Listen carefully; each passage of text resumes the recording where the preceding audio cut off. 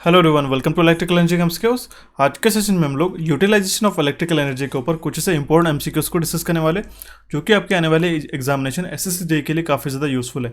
जो हमने specially SSC JEE के लिए सीरीज शुरू की है, इसका ये पार्ट 8 है। इसके पहले के अगर आपने सेशंस नहीं देखे होंगे तो यहाँ पे आई बटन पे आपको लिंक प्रोवाइड करा देता हूँ, उस पर आप क्लिक करके जाके प्रीवियस सारे सेशंस इंपॉर्टेंट है वो जाके देखिएगा। पावर सिस्टम्स के ऊपर मेनली हमने ज़्यादा से ज़्यादा सेशंस लिए और बाकी भी इंडिविजुअल टॉपिक्स हमने उसमें कवर किए। काफ़ी अच्छा रिस्पॉन्स मिल रहा है और उसी को ध्यान में रखते हुए आज मैं आपको यूटिलाइजेशन ऑफ इलेक्ट्रिकल एनर्जी के ऊपर कुछ इंपॉर्टेंट एमसीक्यूज और कॉन्सेप्ट्स को इस सेशन में डिस्कस करने वाला हूँ। तो चलिए सेशन को शुरू करते हैं विदाउट एनी फर्दर डिले। देखिए, प्रीवियस सेशन में मैंने आपको एक क्वेश्चन पूछा था। क्वेश्चन क्या था?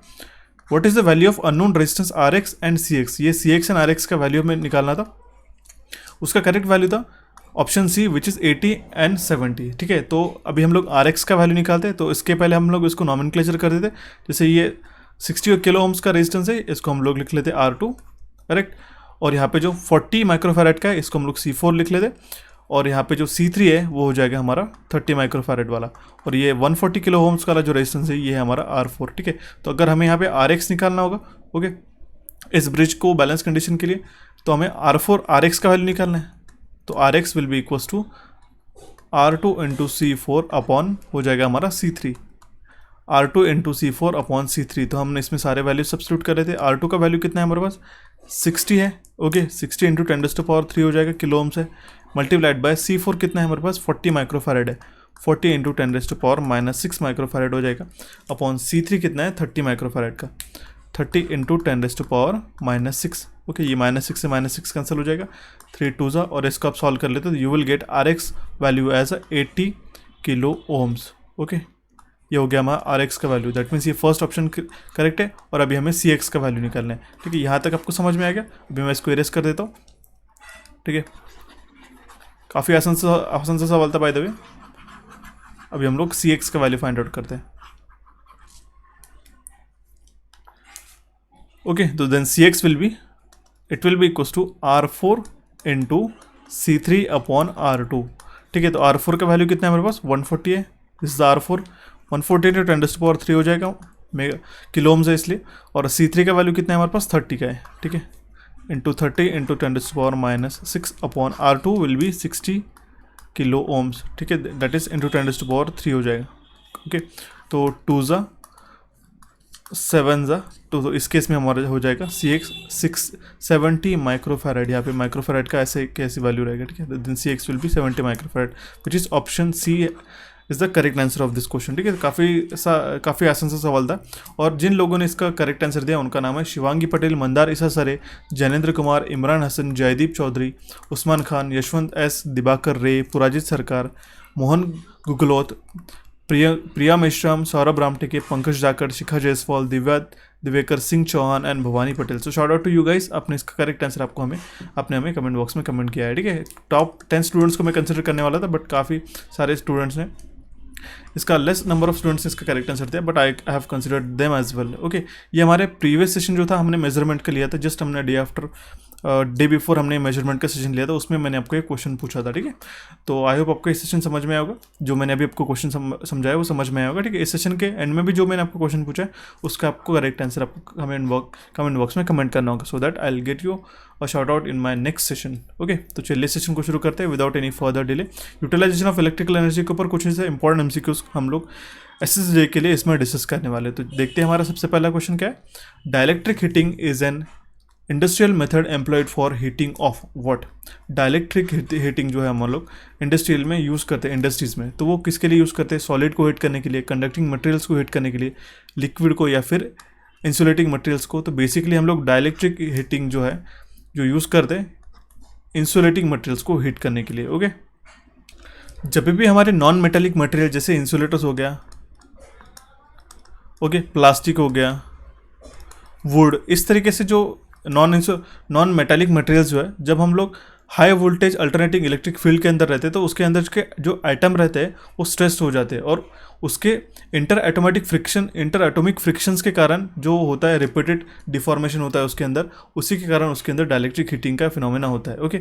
और उसमें अंदर क्या होता है कि जो रोटेशन ऑफ एटॉमिक स्ट्रक्चर होता है उसी के कारण हमारा हीट जो है प्रोड्यूस हो जाता है, ठीक है। नॉन मेटालिक मटेरियल जैसे ये हो गया इंसुलेटर, प्लास्टिक, वुड के अंदर, उसी को हम लोग कहते हैं डाइलेक्ट्रिक लॉस। और उसी डाइलेक्ट्रिक लॉस के कारण ही हमारा हीटिंग का जो हमारा फिनोमेना है हम लोग उसमें यूटिलाइज कर लेते हैं, ओके। जैसे आपको मैं अगर एग्जांपल बताऊँ, जैसे हमारा हिस्टेरेसिस लॉस होता है फेरोमैग्नेटिक मटेरियल में, उसी तरीके से हमारे पास डाइलेक्ट्रिक लॉस होता है इंसुलेटर्स के अंदर। ये बात आपको ध्यान में रखनी होगी, ठीक है।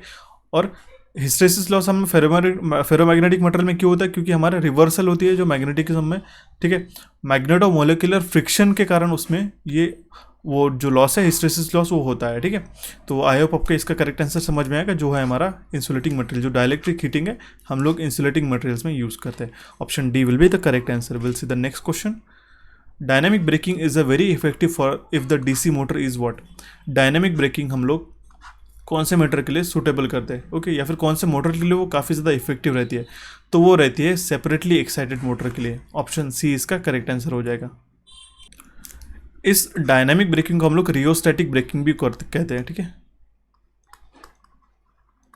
रियोस्टैटिक ब्रेकिंग, इसमें होता क्या है, मोटर को जो है हम लोग इलेक्ट्रिक मोटर के जो सप्लाई उसको डिस्कनेक्ट करते हैं ब्रेकिंग पीरियड में, और उसको हम लोग रिकनेक्ट कर देते हैं इलेक्ट्रिकल रेजिस्टेंस में, ओके। तो इसका करेक्ट आंसर है ऑप्शन सी। देखते हैं हमारा next question, question number 3। In which of the following appliances is the heating effect used. Heating effect इसमें कौन से मटेरियल, कौन से ऐसे अप्लायंसेस में यूज़ होता है, इलेक्ट्रिक मोटर में, ट्रांसफार्मर में, इलेक्ट्रिकल फर्नेसेस में, या फिर जनरेटर के अंदर। तो बेसिकली हीटिंग इफेक्ट जो है इलेक्ट्रिक फर्नेस के अंदर यूज़ होता है, ओके। जैसे इलेक्ट्रिक फर्नेस हो गया या फिर इलेक्ट्रिक आयन, गीज़र, ये सारे हम लोग हीटिंग इफेक्ट पे ही वर्क करते हैं। और ध्यान में रखिएगा वैक्यूम क्लीनर जो है हमारा हीटिंग इफेक्ट पे वर्क नहीं करता है, ओके। तो इसका करेक्ट आंसर हो जाएगा ऑप्शन सी। बढ़ते हैं हमारे नेक्स्ट क्वेश्चन की ओर, question number 4। In the heating of a ferromagnetic materials by induction heating, heat is produced owing to. हमारे फेरोमैग्नेटिक मटेरियल्स में हम लोग इंडक्शन हीटिंग करते हैं, तो जो हीट प्रोड्यूस होते हैं वो किसके कारण होती है, वो होती है हमारे हिस्टेरेसिस लॉस और एडी करंट लॉस के कारण, ओके। इसका करेक्ट आंसर हो जाएगा ऑप्शन सी। बेसिकली हमारे इंडक्शन हीटर के अंदर क्या क्या रहता है, दो कंपोनेंट रहते हैं। सबसे पहले तो वो रहता है हमारा इलेक्ट्रोमैग्नेट, ओके, और हमारा रहता है electronic oscillator, okay, electromagnet and electronic oscillator. ये हमारा electronic oscillator high frequency alternating current ये पास करता है हमारे इलेक्ट्रोमैग्नेट से, ओके। ये रहता है हमारे इंडक्शन हीटिंग के अंदर। सो इसका करेक्ट आंसर है option C. Hysteresis loss as well as eddy current losses occurring in the on the charge is used in the induction heating while heating the ferromagnetic materials, okay. जैसे कि ion हो गया, ion में हम लोग उसका induction heating का भी यूज़ कर सकते हैं। तो इसका करेक्ट आंसर था ऑप्शन सी। देखते हैं हमारा नेक्स्ट क्वेश्चन, जो कि question number 5। Hysteresis loss and eddy current losses are used in what. Hysteresis loss और एडी करंट लॉस हम लोग कहाँ पे यूज़ करते हैं, वो हम लोग इंडक्शन हीटिंग ऑफ स्टील में यूज़ करते हैं, ओके। ऑप्शन सी इसका करेक्ट आंसर होगा, okay. Will see the next question, question number 6। The supply frequency is usually employed for a high frequency eddy current is what. हम लोग कितने frequency का supply use करते हैं एडी करंट हीटिंग में, okay. यहाँ पे हमें क्वेश्चन में गिवन है 10 मेगाहर्ट्ज, 10 to 400 किलोहर्ट्ज, 5 किलोहर्ट्ज या फिर 1 किलोहर्ट्ज। तो we basically use 10 to 400 kilohertz supply frequency, okay, जो हम लोग एडी करंट हीटिंग के लिए यूज़ करते हैं। और डाइलेक्ट्रिक हीटिंग के लिए हम लोग कितना यूज़ करते हैं, 1 to 40 मेगाहर्ट्ज। ये भी बात आपको ध्यान में रखनी है, ये भी मैं बात आपको बता देता हूँ, वो हम लोग डाइलेक्ट्रिक हीटिंग में यूज़ करते हैं, okay. We use 1 to 40 megahertz supply frequency for the dielectric heating, and for eddy current heating we used 10 to 400 kilohertz। ये दोनों भी चीज़ें आपको ध्यान में रखनी होगी, ठीक है। We'll see the next question, question number 7। Question number 7 क्या कह रहा है हमारे पास, in which of the following appliances does the heating effect of current appears as a undesirable side effect. Question को मैं आपको हिंदी में समझ देता हूँ। क्या इस यहाँ पे बोला है, ऐसे कौन से अप्लायंसेस यहाँ पे गिवन है, इसमें से जैसे इमर्शन हीटर है, इलेक्ट्रिक आयन है, वैक्यूम क्लीनर और इलेक्ट्रिक ओवन है, उसमें जो हीटिंग इफेक्ट होता है करंट के कारण वो undesirable side effect, that mean उसका हमें कोई भी फ़ायदा नहीं है। तो इमर्जन हीटर में जो इलेक्ट्रिक हीट प्रोड्यूस होती है, जो हीट प्रोड्यूस होती है वो हम लोग वाटर को हीट करने के लिए यूज़ करते हैं, वो तो हमें चाहिए, वो अनडिजायरेबल नहीं, अनडिजायरेबल दैट मीन्स वो हमें नहीं चाहिए, ओके। या फिर उसका हमें जो वो इफेक्ट होता भी है तो उसका हमें कोई फ़ायदा नहीं हो रहा है हमारे पॉइंट ऑफ एप्लीकेशन में। इलेक्ट्रिक आयन में जो हीट प्रोड्यूस होती है तो we use to iron our clothes, हम लोग अपने क्लोथ्स को आयन करने के लिए इसको इलेक्ट्रिक आयन में जो हीट प्रोड्यूस होती है उसका इस्तेमाल करते हैं। वैक्यूम क्लीनर में जो हीट प्रोड्यूस होती है उसका हमें कोई भी फायदा नहीं रहता, तो दैट मीन्स इसका करेक्ट आंसर हो जाएगा ऑप्शन सी। इलेक्ट्रिक ओवन के अंदर भी जो हीट रहती है हम लोग कुकिंग के लिए या फिर बेकिंग के लिए यूज़ करते हैं, तो it is a undesirable effect of electric heating in the vacuum cleaner. Will see the next question, काफ़ी सिंपल सा सवाल था ये। Question number 8, if the designation of Indian railways locomotive is known as the WAM1 then the letter W indicates which of the following. काफ़ी important सा सवाल है ये, ठीक है। WAM का मीनिंग क्या होता है इंडियन रेलवेज में? तो WAM का मीनिंग होता है it is run to on a broad gauge track. ये ब्रॉड गेज ट्रैक पे रन होने के लिए बनाई गई है, ठीक है। तो जो लेफ्ट मोस्ट है हमारा W, यहाँ पे WAM लिख देता हूँ मैं, ठीक है, WAM1। तो W जो है ये हमारे ब्रॉड गेज के लिए डिफाइन होता है, ओके। ये A जो है, इसमें A के बदले अगर आपके पास स्टार्टिंग में है जो, अगर आपके पास Y है तो उस केस में क्या हो जाएगा, उस केस में हमारा मीटर गेज पे हो जाएगा, और Z अगर आता है ये मीटर गेज पे हो जाएगा, और अगर Z आता है तो वो हो जाता है हमारे नैरो गेज के अंदर।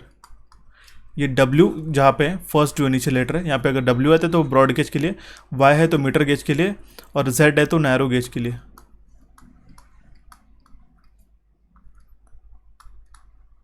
ध्यान में रखिएगा तीनों भी चीज़ें। दैट मीन्स अगर यहाँ पे W है तो that locomotive is to run on a broad gauge track. ये ब्रॉड गेज पे ट्रैक के ऊपर रन होने के लिए ये इस लोकोमोटिव को बना गया है, उसका मीनिंग है, ठीक है। Will see the next. काफ़ी रेयर क्वेश्चन ऐसा पूछा गया था बट मैंने इसमें इंक्लूड कर दिया, ठीक है, यूटिलाइजेशन ऑफ इलेक्ट्रिकल एनर्जी के अंदर, okay. Will see the next question, question number 9, the schedule speed of a train is what. काफ़ी इंटरेस्टिंग सा सवाल है ये। Schedule speed of a train is always greater than the average speed, less than the average speed, या फिर equals to maximum speed, या फिर equal to the average speed. तो ध्यान में रखिएगा, schedule speed of a train is always less than the average speed, okay. Option B इसका correct answer हो जाएगा। एवरेज स्पीड को हम लोग क्या लिखते हैं? It is the ratio of distance between stops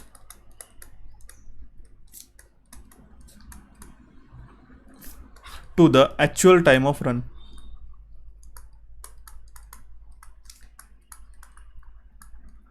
okay. And schedule speed को हम लोग उसको कैसे डिफाइन करते हैं? Distance between stop for the total time of run plus total time of stop, okay. तो उसी के कारण क्या हो जाएगा, हमारा शेड्यूल स्पीड जो है हमारी ऑलवेज कम रहेगी एवरेज स्पीड से, ठीक है। शेड्यूल स्पीड का भी मैं आपको यहाँ पे लिख लेता हूँ।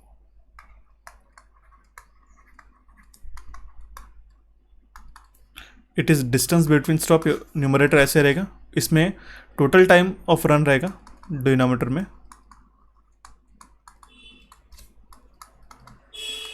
प्लस उस केस में हमारे पास टाइम फॉर स्टॉप भी हम लोग कंसिडर करेंगे। ध्यान में रखिएगा, ठीक है, दोनों भी चीज़ें। Will see the next question, question number 10, lamp efficiency is measured in what. Lamp efficiency को हम लोग कौन सी यूनिट में मेजर करते हैं? Lamp lumen per watt, lumen per lux, candela per watt, lux per watt. तो लैम्प एफिशिएंसी को हम लोग ल्यूमेंस पर वैट में मेजर करते हैं। इंपॉर्टेंट है ये, काफ़ी बार कन्फ्यूजिंग से ऑप्शन आपको एग्जामिनेशन में देखने को मिलते हैं, okay.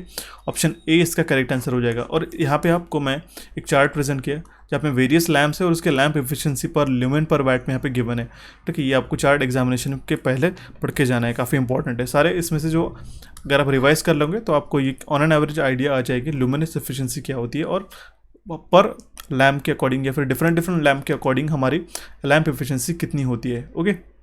Will see the next question, question number 11, the type of electrode use in a seam welding. Seam welding की बात की गई यहाँ पे, उसमें से हम लोग कौन सा इलेक्ट्रोड यूज़ करते हैं? Bare wire rods, heavily coated electrode, या फिर लाइटली कवर्ड इलेक्ट्रोड, या फिर रोलर इलेक्ट्रोड। तो सीम वेल्डिंग के अंदर हम लोग रोलर इलेक्ट्रोड यूज़ करते हैं। मैं आपको पिक्चर से समझा देता हूँ, ठीक है। ये हो गया हमारे रोलर सीम इलेक्ट्रोड, ठीक है, और ये हमारा सीम वेल्ड हो गया। आप इसके प्रैक्टिकल यूज़ में भी देख सकते हो, ये हो गया हमारा रोलर इसमें, ओके। तो हम लोग उसमें रोलर इलेक्ट्रोड यूज़ करते हैं। इट इज़ ना electrode, nothing but electrode, okay. और ये हमारा वर्क पीस है। यहाँ पे जो पर्सन होल्ड कर रहा है इस वर्क पीस को, इसको हम लोग कहते हैं वर्क पीस, ओके। इस मेटल के ब्रैकेट को जो भी राउंडेड दिख रहा है आपको, और ये है हमारा उसका इलेक्ट्रोड, ये हमारे रोलर इलेक्ट्रोड है। It is looking like a roller, ठीक है, इसलिए इसका करेक्ट आंसर हो जाएगा option D. Will see the next question, question number 12, belt conveyors offer belt conveyor के पास हमारा हाई स्टार्टिंग टॉर्क रहता है, मीडियम स्टार्टिंग टॉर्क रहता है, लो रहता है, फिर जीरो स्टार्टिंग टॉर्क। तो बेल्ट कन्वेयर्स के अंदर हाई स्टार्टिंग टॉर्क रहता है, ध्यान में रखिएगा। ऑप्शन ए इसका करेक्ट आंसर हो जाएगा। इसी तरीके से आपको एग्जामिनेशन में क्वेश्चन पूछे जाते हैं और काफ़ी बार हमें ये बेसिक से सवाल हम लोग गलत करके आ जाते हैं, ठीक है, ध्यान में रखिएगा। और ये भी बात मैं आपको बता दूँ, मैंने अभी 200 क्वेश्चंस का एक सेट बनाया है, ठीक है। उसमें हम लोग 100 क्वेश्चंस इलेक्ट्रिकल के लेंगे, 50 क्वेश्चन जनरल अवेयरनेस और जीए के लेंगे, ठीक है। देन हम लोग जनरल इंटेलिजेंस एंड रीजनिंग का एक क्वेश्चन ले लेंगे 50, जो आपका पेपर 1 का एक सेम पैटर्न है, और 50 क्वेश्चन जो है हम लोग जनरल अवेयरनेस के ऊपर ले लेंगे, ठीक है। दैट मीन्स इसका 200 कंप्लीट एक क्वेश्चन मैं ट्राई करूंगा एक ही सेशन में, एक लंबा 3 to 4 आवर्स के अंदर ये आपको जल्दी से जल्दी प्रोवाइड करूंगा। हार्डली 2 से 3 दिन के अंदर आपको बने रहना है, मैं आपको नोटिफाई भी करा दूंगा, ठीक है, ध्यान से रखिएगा। और आपको उसको पेन पेपर लेके आपकी मॉक टेस्ट जैसा है उसका पैटर्न रहेगा। आपको सिंपली 200 क्वेश्चंस कंप्लीटली सॉल्व करने होंगे by one stroke, one single session हम लोग प्रिपेयर करेंगे। जल्दी से जल्दी मैं आपको टाइम पहले ही बता दूंगा आपका वो सेशन कब रहने वाला है करके, सो दैट आप उसको प्रैक्टिस कर सको और आप आपका स्कोर जान सको कि आपको पेपर 1 में कितने क्वेश्चंस आप कवर कर सकते हो, ठीक है। उसमें हम लोग 100 इंपॉर्टेंट क्वेश्चंस हम लोग डिस्कस करेंगे इलेक्ट्रिकल के, 50 जो हम एज यूजुअल पेपर में जनरल इंटेलिजेंस और रीजनिंग का क्वेश्चंस पूछे जाते हैं वो हम लोग डिस्कस करेंगे, और 50 क्वेश्चंस हम लोग जनरल अवेयरनेस के ऊपर भी उसमें क्वेश्चंस डिस्कस करेंगे। कंप्लीट मिक्स क्वेश्चंस का एक पेपर रहने वाला है, एक कंप्लीट सेशन रहेगा थ्रू आउट, ठीक है, ध्यान में रखिएगा। जल्दी से जल्दी 1 से या 2 दिनों में आपको प्रोवाइड करा दूंगा, okay. We'll see the next question, question number 13. The color of light given out by sodium vapor discharge lamp is what? ठीक है, ये काफ़ी बार एग्जामिनेशन में पूछा जाता है। इसमें 2 तरीके के क्वेश्चंस आपको पूछे जाते हैं। तो यहाँ पे क्वेश्चन में क्या पूछा गया है, सबसे पहले तो ये ध्यान में रखना होगा, ठीक है। Colour of light given out by sodium vapour lamp. Sodium vapour lamp हमें येलो कलर का लाइट प्रोड्यूस करता है, बट अगर आपको क्वेश्चन में ऐसा पूछे कि स्टार्टिंग में कौन सा लाइट होता है, तो वो रहता है पिंक, तो वो उसका ऑप्शन ए करेक्ट हो जाएगा। बट फिलहाल अभी इसका करेक्ट आंसर है option C. This is the actual light of a sodium vapour lamp, okay. You can see that initially जो ये रहता है सॉलिड, मतलब जो सोडियम रहता है इनिशियली बल्ब शुरू होने से पहले वो सॉलिड में रहता है, जो डिपॉजिट हो जाता है वॉल्स ऑफ इनर ट्यूब के अंदर, ओके। और इनिशियली उसका जो कलर है वो रहता है pink. Then after few seconds, like यहाँ पे 2 से 3 मिनट होने के बाद में ये येलोइश कलर का आपको लाइट प्रोड्यूस कराता है, ठीक है। तो जो इनिशियल करंट पूछा गया, इनिशियल कलर अगर पूछा गया तो पिंक सिलेक्ट करके आना, ठीक है। अगर आपको नॉर्मल लाइट उसमें कौन सा कलर का आता है, तो ये आता है हमारा येलो कलर का। आपके रेफरेंस के लिए आपको ध्यान में रहे, इसलिए मैंने यहाँ पे पिक्चर भी इंक्लूड करा हो, ठीक है। ऑप्शन सी इसका करेक्ट आंसर हो जाएगा, ठीक है। तो आई होप आपको ये क्वेश्चन समझ में आया हो। बढ़ते हैं नेक्स्ट क्वेश्चन की ओर। नेक्स्ट क्वेश्चन है 14. The ampere hour efficiency of a lead acid batteries is usually between. Ampere hour efficiency क्या है, ये हमें क्वेश्चन में पूछा गया है लीड एसिड बैटरी का। तो बेसिकली एम्पियर आर एफिशिएंसी क्या है, ये है हमारे ampere hours provided on a discharge upon ampere hours of a charge, ठीक है। ए एच इफिशिएंसी अगर हम लोग लिख लेते हैं तो it is ampere hour provided on discharge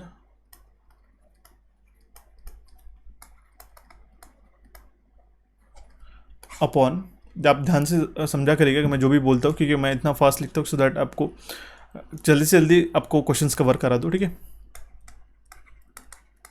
ampere hour of charge into 100, ये हो गया हमारा एम्पियर आर एफिशिएंसी। तो जनरली जो लीड एसिड बैटरी का एफिशिएंसी रहता है वो रहता है हमारा 90 to 95%। ऑप्शन ए इसका करेक्ट आंसर हो जाएगा। और वैट आर एफिशिएंसी पूछा गया तो आपको क्या सिलेक्ट करना है, it is a ratio of energy given on a discharge to the energy input of a charge, okay. और जो वैट आर एफिशिएंसी रहता है लीड एसिड बैटरी का वो वेरी करता है 70 to 80% के बीच में। ये बात आपको ध्यान में रखना बाबा, ठीक है। जो वैट आर है, वैट आर एफिशिएंसी 70 to 80% के बीच में, और जो एम्पियर आर एफिशिएंसी है it is between 90 to 95% of a lead acid battery. Same battery की बात करो, ठीक है। 2 क्वेश्चंस में कंफ्यूज नहीं होना है, ठीक है, क्योंकि यही कन्फ्यूजन आपको मैं क्लियर करा देता हूँ सो दैट आपको एग्जामिनेशन में टू द पॉइंट आपको 100% मार्क्स स्कोर कर सको, ठीक है। और मैं ये भी चीज़ बता दूँ, जो भी मैं सेशंस लेता हूँ आपको मैं मल्टीपल चीज़ें उसके थ्रू आउट आपको कवर कराने का ट्राई करता हूँ सो दैट आपकी थ्रू आउट कॉम्प्रहेंसिव आपकी प्रिपरेशन हो जाए, ठीक है। We'll see the next question, question number 15. The acid concentration is generally expressed in terms of what? Acid concentration जो रहता है बैटरी के अंदर वो हम लोग किसके टर्म्स में एक्सप्रेस करते हैं, तो we express it in the terms of specific gravity. अब ये स्पेसिफिक ग्रेविटी क्या होती है, स्पेसिफिक ग्रेविटी होती है it is a ratio of density of liquid being tested to the density of water. Okay, और एसिड कॉन्सेंट्रेशन हम लोग जनरली स्पेसिफिक ग्रेविटी में मेजर करते हैं। ऑप्शन डी इसका करेक्ट आंसर हो जाएगा। Will see the next question which is question number 16।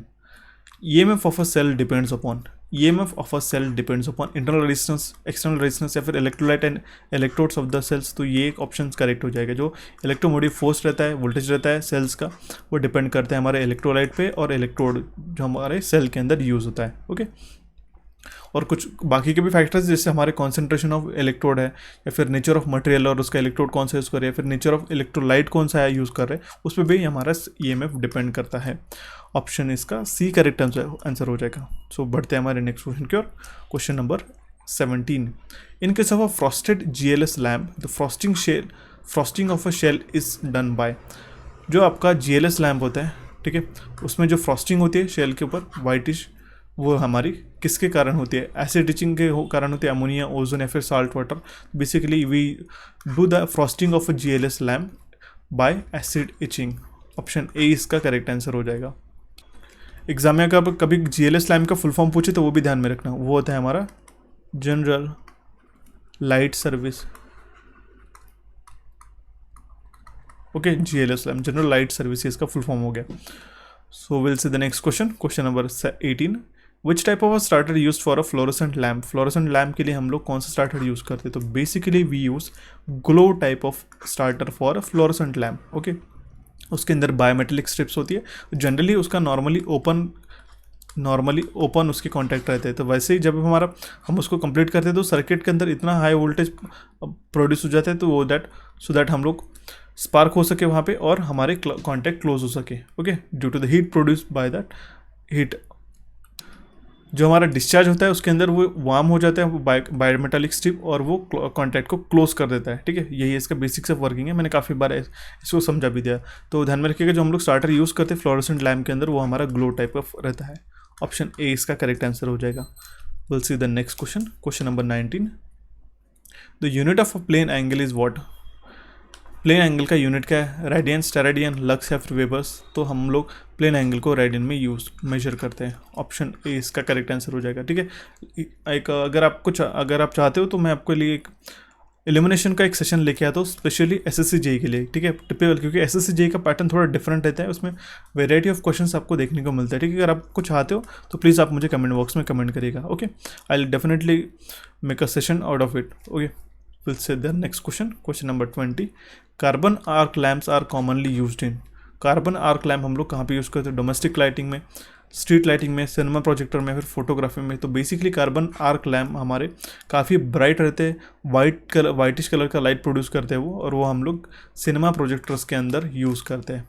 Okay, option C इसका करेक्ट आंसर हो गया। This is a cinema projector, you can C.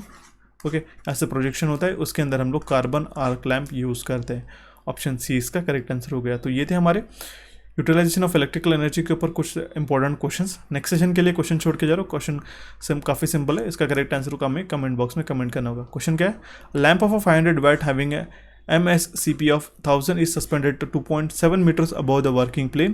Calculate the elimination directly below the lamp at a working plane. इसका correct answer आपको हमें comment box में comment करना होगा। ठीक है, तो आई होप आपको मैंने जो भी सारी चीज़ें समझाई वो सारी चीज़ें समझ में आएगी। इस सेशन में कोई भी दिक्कत आती, डाउट आती तो प्लीज़ मुझे कमेंट बॉक्स में कमेंट करिएगा। सो आई होप आपने हमारे Telegram channel electrical engineering MCQs और Coachify_official को अभी तक ज्वाइन कर लेगा। आपको सारे PDFs हम लोग वहाँ पे प्रोवाइड करा देंगे। साथ साथ हमारे नए चैनल Coachify को आपको यहाँ पे क्लिक करके सब्सक्राइब करना है, और जो प्रीवियस सेशंस है यहाँ पे आप क्लिक करके उसको जाके देख सकते हो। साथ साथ हमें इंस्टाग्राम पे भी फॉलो करना है। So guys, for the next time I will see you and have a nice day.